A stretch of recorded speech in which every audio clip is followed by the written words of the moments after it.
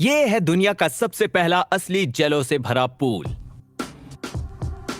लेकिन ये इतना आसान नहीं था। इसे बनाने के लिए हमें बहुत सारी मेहनत और प्लानिंग लगी। अगर यकीन नहीं तो गूगल पर जाकर ढूंढ लें। आपको या तो फेक वीडियोस मिलेंगे या कुछ वीडियोस जहां लोगों ने इसे बनाने की कोशिश की लेकिन वो असली जेलो नहीं है। तो आज हमें उस सवाल का जवाब मिलेगा जिसे मैं बचपन से पूछता आ रहा हूँ। कैसा महसूस होगा पेट के बल जेलो पूल में कूदने में।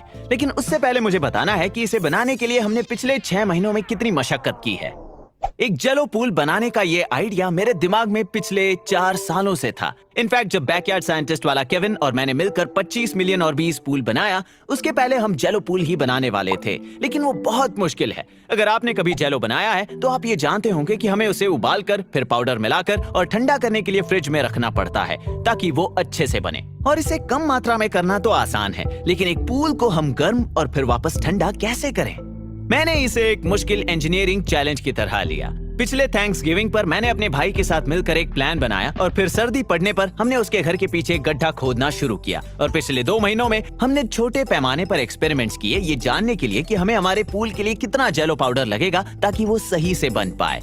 और उसे कितना गर्म और फिर ठंडा करना हमारे लिए काफी होगा जिससे उसके अंदर का केमिकल रिएक्शन सही से हो पाए और वो लचीला बने। उन एक्सपेरिमेंट से हमने जाना कि जेलो को लचीला बनाने के लिए उसे 160 डिग्री फ़ारेनहाइट तक गर्म करना पड़ता है। तो हमने तय किया कि पूल को भरने के लिए हम 6 बड़े ड्रम्स का इस्तेमाल करेंगे जिसके नीचे है हमारे बनाए हुए बर्नर्स और पानी निकालने के लिए एक पाइप, लेकिन वो सब बाद में। इसे गर्म करने की परेशानी तो दूर हो गई, लेकिन हम इसे वापस ठंडा कैसे करेंगे? उसके लिए हमने धरती माँ से मदद ली और एक ऐसी जगह चुनी जो इस प्रोजेक्ट के लिए बिल्कुल सही है। हमने जनवरी में वहाँ एक थर्मोमीटर लगाया और उसके बाद हर रात वहाँ का टेम्परेचर नापा। हमें एक फ्रिज जितना ठंडा माहौल चाहिए था, लेकिन फ्रीजर जितना नहीं, क्योंकि हमारे एक्सपेरिमेंट्स के जरिए पता चला कि उससे जेलो खराब हो जाता है। और अपने डेटा और हिस्टोरिकल टेम्परेचर ग्राफ्स को देखने के बाद हमने जाना कि हमारे पास इसे करने के लिए अप्रैल के खत्म होने से पहले 3 हफ्ते का गैप होगा। हमें घर के बैकयार्ड में एक ऐसी जेलो पूल पार्टी रखनी थी जो फिनियस और फर्ब के भी छक्के छुड़ा दे।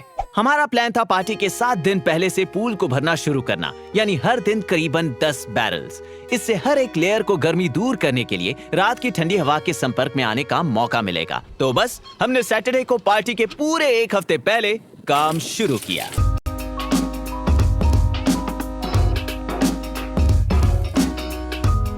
हमें असली खाने को बर्बाद नहीं करना था, तो ये सिर्फ पानी और जेलेटिन पाउडर और फूड कलरिंग है, यानी कोई चीनी नहीं।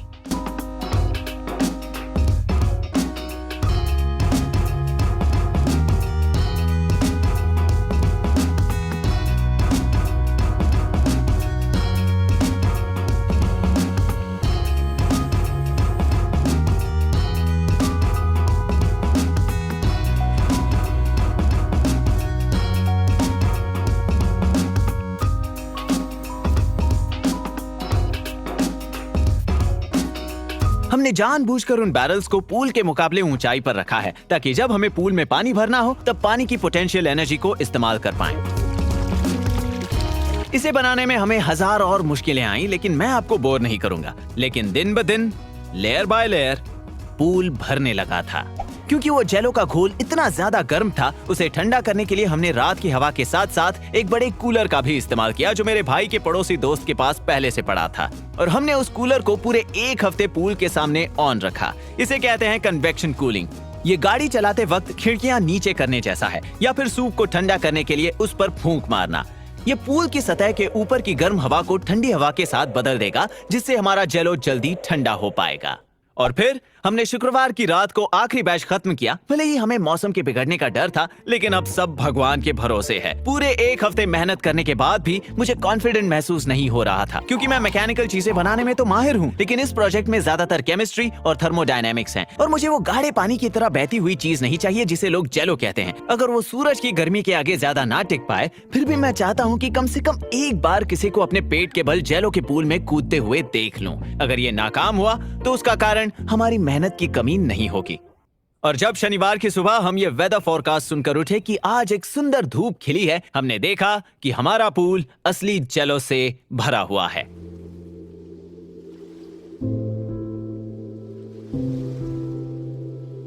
और इस समय तक पूरे मोहल्ले में ये बात फैल चुकी थी कि हम कुछ बड़ा कर रहे हैं। और मेरा भाई चाहता था कि पूल में पहली छलांग उसके दोस्तों के बच्चे लगाएं। और अब मैं आपको दिखाने जा रहा हूँ कि क्या होता है जब आप पेट के बल जेलो के पूल में कूदें।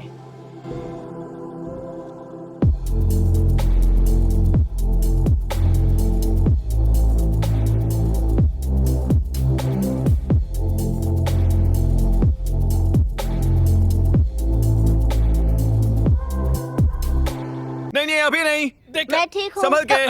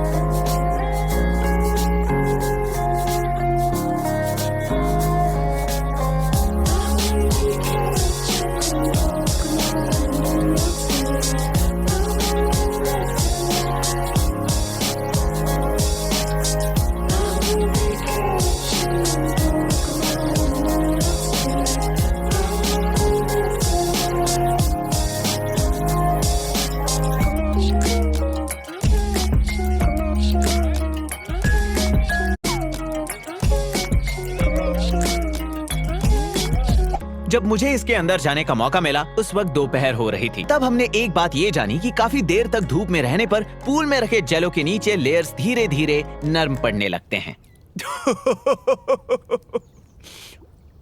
अंदर जाने पर ये आपके नाकों और कानों में घुसने लगता है। मुझे बहुत अजीब महसूस हो रहा है और इसमें हिलना भी काफी मुश्किल है।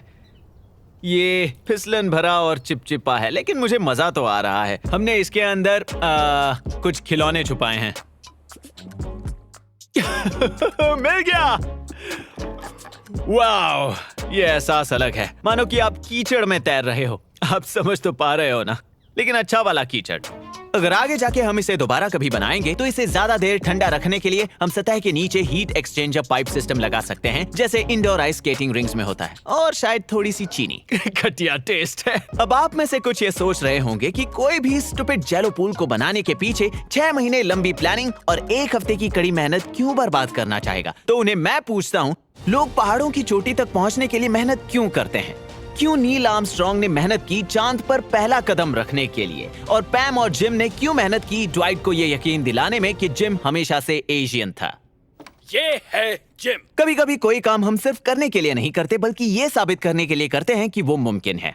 अब क्योंकि मुझे मेरे सवाल का जवाब मिल गया था और क्योंकि मुझे इनका फेवरेट अंकल बनना है, मैंने अपने भतीजों से कहा कि वो अपने दोस्तों को बुला लें, और मैंने और मेरे भाई ने बैकयार्ड में एक छोटी सी पार्टी रखी। और अब इसमें काफी घंटों तक बच्चों के कूदने, बॉलिंग बॉल्स और धूप के गिरने से जेलो काफी टूटने लगा था। लेकिन पार्टी करना अब भी बाकी था, इसलिए हमने बनाई एक स्लिप एंड स्लाइड।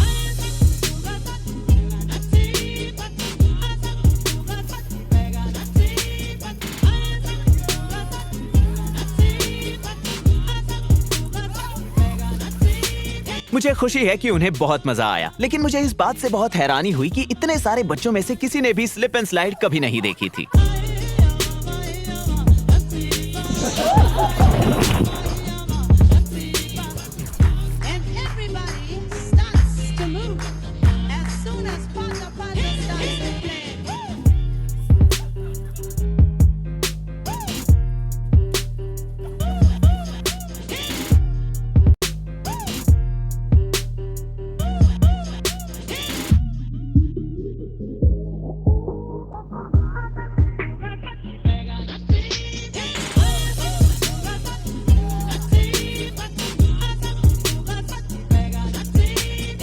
हमने इसमें जरा सी भी चीनी नहीं डाली तो इसे खा नहीं सकते, इसलिए हम ये असली जेलो लेकर आए हैं।